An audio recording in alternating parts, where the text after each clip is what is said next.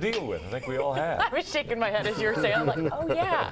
Well, actually, you know what? Maybe you are one of those people. Uh-oh. Every job comes with these challenges, and two experts are here to help us navigate your way through. Christine Lambden and Casey Connor, and they're the authors of the book, Everyday Practices of Extraordinary Consultants. Now, this is interesting. You write about a lot of people I think we all know at work. Without naming names, maybe they don't know who they are, but we all could make our list, right? You know it. You know it. And in your book, you have a list of the 13 people. Explain the 13 people that what? Well, we gave them names, but the 13 most annoying people to work with. Oh, man, I have my list. Doug, what's yours? Wow.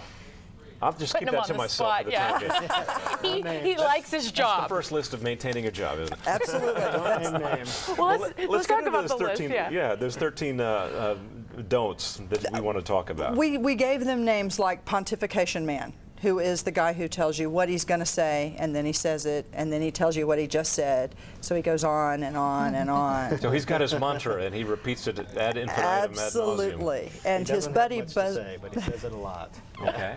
Well, Casey, what's the next one? There's Man, who always says and breaks every sentence up into you know, like. I'm going to tell you something. And he's the winner of the Olympics. Okay. And the ultimate effect of his being in charge is that he just does not really seem like he knows what's going on. Right? He makes He's one constant. Yeah, he makes one constant sound, and it's hard to actually hear what he's trying to tell you. Right. And his credibility comes into question, and that's the big thing that we're trying to do with all of these people is say, here are some ways you can preserve your credibility, is don't be those guys. Right. Don't be any of those If people. you sense yourself saying and a lot, I guess the lesson to yourself is prepare before you open your mouth. And insert foot. And stop when you're Indeed. finished. Okay. Yeah, it's all about it's not looking at other people, really. You don't want to become that annoying guy police at the office. You want to take a look at yourself and try to not be the annoying guy. Right. I think there's always that person in a meeting or in an office-like setting that feels like the more they say, the more they sound involved, in control, that they're contributing. So that would be that guy. Yeah. What other guys make the list? The disagrees with everything man.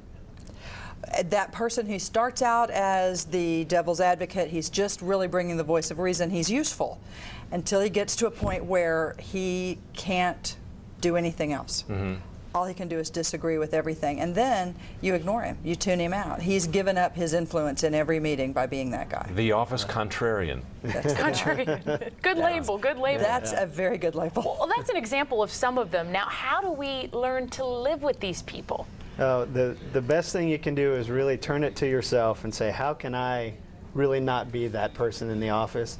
If you start looking for it, you're going to see it all around you, and it's going to drive you mad. So the best thing to do is find a credibility partner at the office. You go over the list together and think of other ones and say, make sure I'm not that guy. And when you talk And do about a that for each credibility other. person, someone you can trust, you mean? Someone that's Somebody not you going to can- go talk behind your back? Right. Somebody Okay. who wants to help you, wants to see your career succeed, and that you can do the same for them. So you help each other in meetings and everywhere else and make sure that you're not that guy. Now, your book, The Everyday Practices of Extraordinary Consultants, is geared to the business of consultancy, but it applies to anybody who works in the modern American workplace today.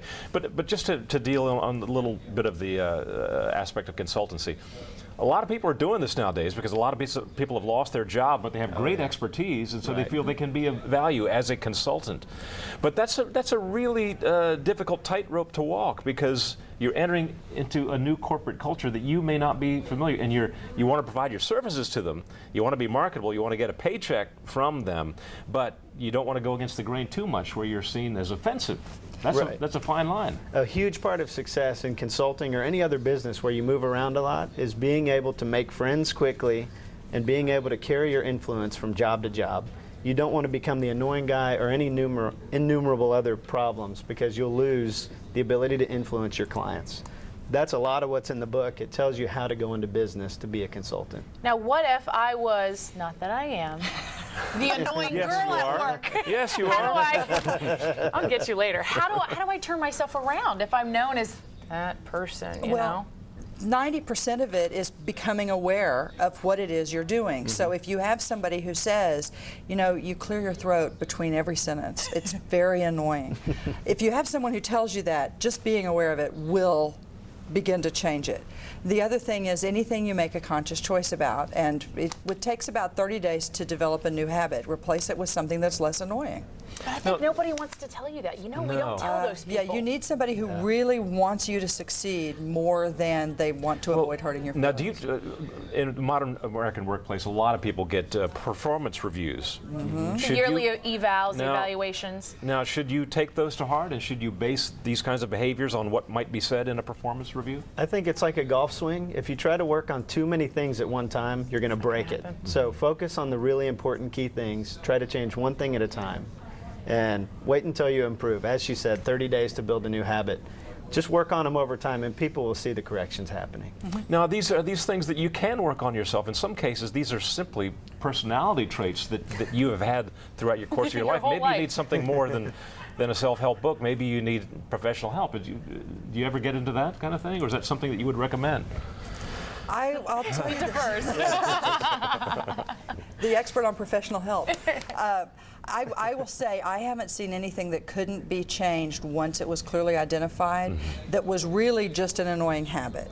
Now, there are some issues that obviously bigger things. What we're really looking at is your work habits. And so I don't think a book is going to solve any problem. Reading the book, taking it to heart, and actually applying it will solve the problem. You have We've to had several decide. people say, I bought your book and I didn't get any better. Did you read it? Take it into consideration. I don't mean to sound trite, but Everybody wants a simple fix. So when in doubt, Sure. just bribe your bosses and your coworkers to like you. The Yeah. key thing is to make a decision Kinda like to high improve. school? Right. Yeah. Once you make that decision, the rest will fall into place. But it's like quitting smoking or anything else. You make a decision. And it takes time. It's not overnight. and We like work. those overnight fixes. Well, Casey Connor, Yeah. Christine Lambden, thank you so much for being in. The name of the book, Doug, Everyday. Everyday Practices of Extraordinary Consultants. And if you do find this in your mailbox at work, We sent it to start you. reading. Someone called us and said, good can we point. have a copy of that book? It's a message. Next on Let's Talk Live, we're